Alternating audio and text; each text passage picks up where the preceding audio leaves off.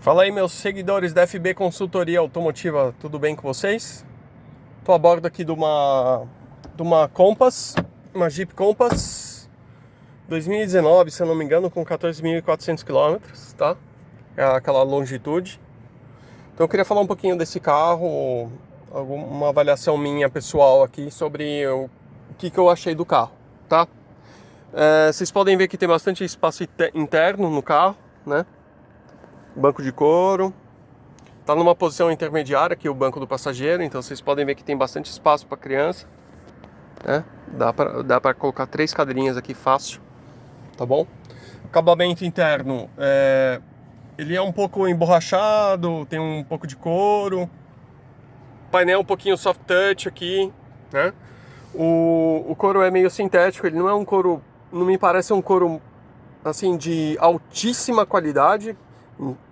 Como você vê na Honda HR-V, por exemplo, o couro da Honda HR-V é um pouco melhor, eu acredito. Mas é muito bem acabado, tá? Só que a sensação que dá é que tem muita material sintético aqui, né? Eu encontro muito mais plástico aqui, um pouquinho de diferente da... Tô comparando com a Honda HR-V, tá? Que é um dos carros que eu conheço, assim. A direção também é de couro, mas tem uma sensação também de material sintético. Tem pedal shift, né? Tem pedal shift para troca de marcha sequencial. Tem o câmbio aqui tradicionalzão, mas é um Tiptronic, é a Aisin, se eu não me engano, de 6 velocidades, é um câmbio japonês. É o mesmo câmbio que equipa os carros da PSA, por exemplo. Extremamente confiável, de 6 velocidades. E dificilmente, eu não conheço histórico de problema com câmbio AT6, né? A gente tem também o retrovisor fotocrômico, que é algo também muito, muito importante para um carro desse nível, né? Ter um retrovisor fotocrômico. E um detalhe importante que depois eu mostro para vocês é a questão do porta-mala, né? Tem uma comparação que eu fiz aqui. É um carro com motor 2.0, 16 válvulas. No álcool faz 166 cavalos. E com 20,5 kgfm de torque, né? No álcool também, tá? É um carro que faz um consumo no álcool de 6,1 na cidade e tem um consumo na gasolina de 8,8, tá bom? Na cidade. O que eu posso falar para vocês em termos de dirigibilidade, né? É um carro para quem quer um carro um pouquinho mais fora de estrada, pegar umas estradas de terra. Eu acredito que é um carro que vai te atender melhor, porque ele tem uma suspensão muito mais rígida. Se você comparar uma Honda HR-V, uma Audi Q3, enfim, outras SUVs, é um carro que faz jus à marca, né, da Jeep.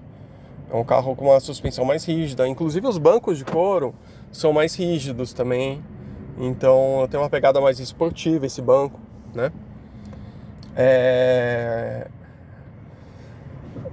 O motor desse carro, 2.0, 16 válvulas, com 116 cavalos no álcool, né?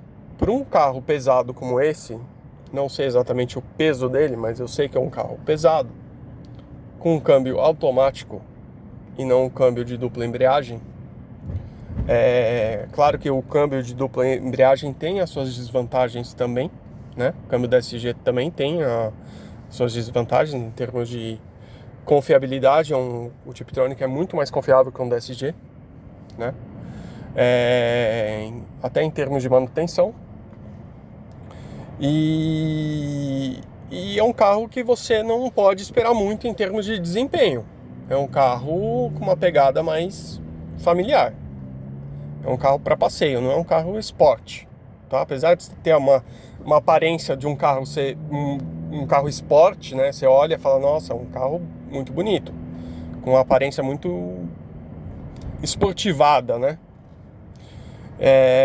Ele é um carro que vai te atender, ele vai te agradar, mas assim, ele não tem desempenho de carro, de um carro com motor turbo, por exemplo, da linha TSI, da Volkswagen, enfim, da linha Audi.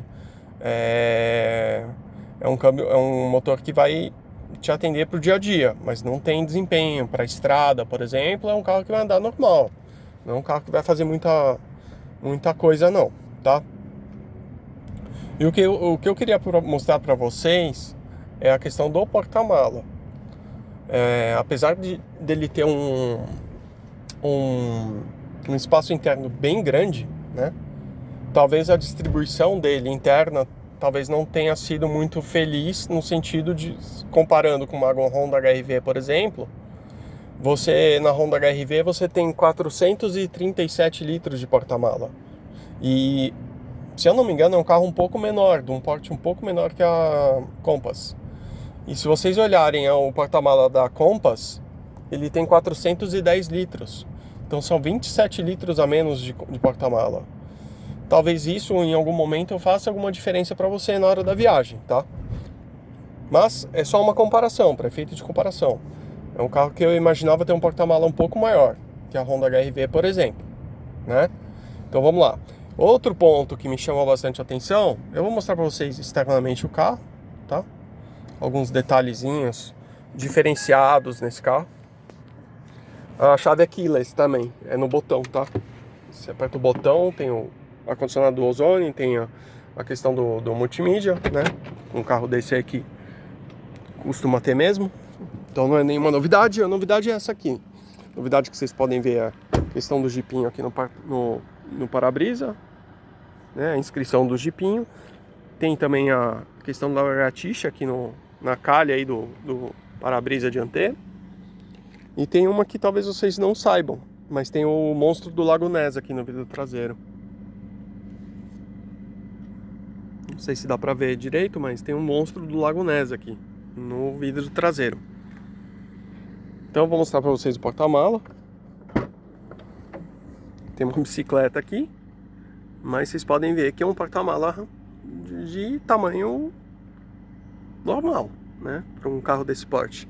E eu acho que um ponto que vale lembrar, vale destacar desse carro, a questão das rodas, são bem bonitas as rodas, né? Só que, vamos lá, é um pneu Pirelli Scorpion, né? Eu acho que esse carro aqui, por já ter uma suspensão rígida, bastante rígida, eu acho que merecia um pneu mais macio, por exemplo, um Bridgestone, um Michelin, um Continental, enfim, um pneu de linha premium para um carro desse. Porque esse pneu é extremamente duro, então ele contribui para uma suspensão mais rígida ainda, né? Então acho que é isso, gente. A única coisa, o único ponto que para mim incomoda um pouco é a questão do pneu. Acho que o pneu deveria ser um pneu melhor. Mas tá aí. Compass Longitude 2019, tem 14 mil quilômetros. Isso aí, gente. Valeu, obrigado.